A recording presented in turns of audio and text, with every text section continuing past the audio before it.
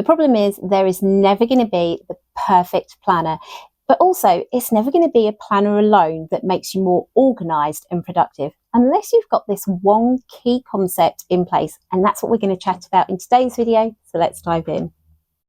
I had struggled for 3 years to use a planner. I've made the assumption that if I just buy a planner, I'll be more organised, right? Wrong. Like, I struggled for 2 years straight with this one particular planner until I finally realised that maybe I just need to find the perfect planner. So I did a little searching and I found what I thought was the perfect planner for me. It was ring bound, it was undated, so if I missed a week, it wouldn't matter. It just seemed to tick all the right boxes. But the same thing happened. I'd have this initial burst of excitement, I'd plan out all of these things, and then after a few weeks, that would peter out, the momentum would fizzle out, and I just wouldn't have the self-discipline to keep at it. And that would just leave me feeling like a massive failure, because I'd look at it as this book of broken promises. Like, here are all of these goals that I planned out that I was really excited for. And now I'm not even picking this planner up. What is wrong with me? Luckily, I didn't wallow in self-pity for too long when I had the realization that there is never going to be the perfect planner that will fix me when I was relying on self-discipline to use it. I realised that I had to develop the habit of being more organised. In fact, this quote really helped to create a bit of a mindset shift for me. Being organised isn't about changing your personality, just your habits. Now, you know that phrase, when the student is ready, the teacher appears? Well, that definitely happened for me. Somehow, Atomic Habits by James Clear got onto my radar. I had so many aha moments listening to that book, but one thing that was just really solidified the whole mindset shift for me was this quote: "You do not rise to the level of your goals, you fall to the level of your systems." James Clear, Atomic Habits. Once I got my head around that key concept, I made a plan for being more organised, and it boils down to these 3 simple steps. So let's check them out. Step 1, avoid trying to find the perfect planner. Instead, go basic here. A basic notebook will suffice, because the planner doesn't matter, your system does. In fact, James Clear puts it best like this: your goal is your desired outcome. Your system is the collection of daily habits that will get you there. You see, the goal/problem is using a planner to be more organised. The system is therefore the habit of using a planner to be more organised, which leads us nicely into step 2, get clear on your system.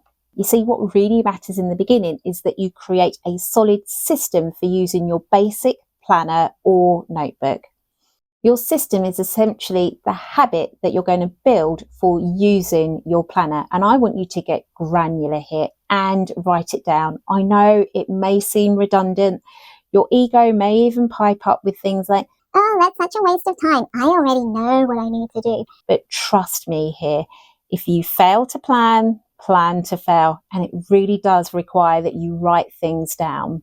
You see, I knew that I needed to be really specific about how, when, and where I was going to use my planner, so that I could start building a routine for using it. If I didn't have that routine, I was going to have to rely on self-discipline, and that hadn't worked out well for me for 3 years in a row. So I didn't want to go back to that place. I was prepared to do the redundant, obvious, I already know what I need to do work in terms of writing down exactly what I was going to do, because doing it the other way just wasn't working for me. Now, at this stage, it's tempting to go big and make things super complicated. You're going to want to plan all the things, you're going to get really excited, but trust me, the more complicated you make it, the more self-discipline you're going to need to follow that routine, and we don't want to rely on self-discipline. So that leads us quite nicely into step 3, which is MPV, baby. So MP3, this is editing Chloe interrupting myself to correct myself. What I should have said was MVP. Kind of harks back to my days as a web developer, and it stands for minimum viable product. Essentially, you want to boil down what you're going to be planning to the bare minimum. What are the essential things? We're aiming for reps here. We're aiming for just mastering the art of showing up. And the more complicated you make it, like I said before, the more self-discipline you're going to need to follow through on it. So I decided that I wanted to keep it to just 3 core things. And for me, they happen to be the kids' stuff to do with school and extracurriculars. I definitely didn't need to be missing any more forms or paying for school trips and such like. Meal planning, that 5 p.m. struggle bus when everyone is feeling kind of hangry. That was a real struggle. That was a challenge. So I knew I needed to start doing meal planning and making a bit of a plan around grocery shopping. And the third one was just some basic things for my business, ordering in supplies so that I could stock my Etsy shop at the right time for each of the seasons. And I tried not to make any kind of goal planning things because I knew that would just make things overly complicated. I was just trying to develop the habit of showing up, using the planner and keeping the important, essential things organised to begin with. I ended up creating an action sheet that helped me get massive clarity, particularly around step 2 of creating my system or building my habit. It also had this grid in there of 100 days so I could check off every time I successfully used my planner that day. And that worked as this accountability partner essentially because I did not want to miss a day. I wanted to see every box checked off. That's how important this habit was to me. I'll pop a link to that action book. It's available in my Etsy shop. It's just really helpful kind of coaching / journaling questions that, as I said, will help you get massive clarity, particularly around step 2, but also step 3. So a quick rundown. Step 1, avoid trying to find the perfect planner. It just doesn't exist, and it's never going to be a planner alone that fixes you if you're trying to be more organised and productive. Step 2, get clear on your system. Your system is the habit that you're going to follow, the routine of just showing up. And then step 3, MVP, baby. Keep it simple.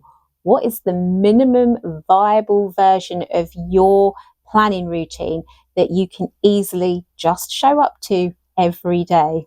So if you follow those steps, then I truly think you're going to avoid getting sucked into what I call the planner cycle of stress. I'm currently recording a video all about that, how to recognize if you are stuck in the planner cycle of stress. I know I was, but more importantly, how to break free from it. So once that's ready, I shall pop a link here. But for now, check out this video where I go through my action sheet for getting clear on your system. I'll catch you there. Bye for now, Mama. Bye. Your system